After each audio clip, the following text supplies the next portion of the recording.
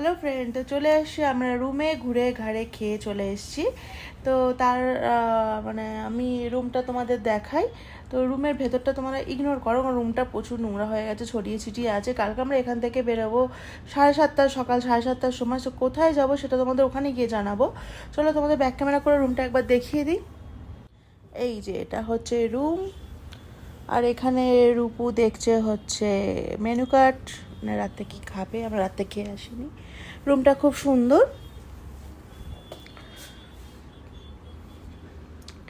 আর জানলা দিয়ে দেখা যাচ্ছে ডাল লেক।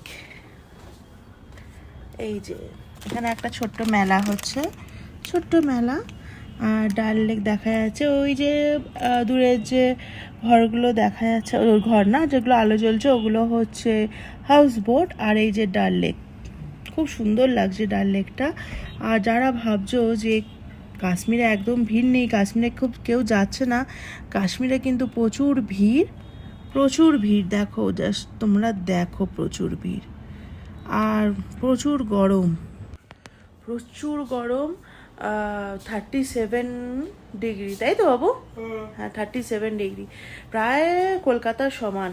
কলকাতার। আর দেখো এসি চলছে, এসি ছাড়া থাকাই যাচ্ছে না, এসি গাড়ি ছাড়াও চলে যাচ্ছে না। চলো আজকের মতো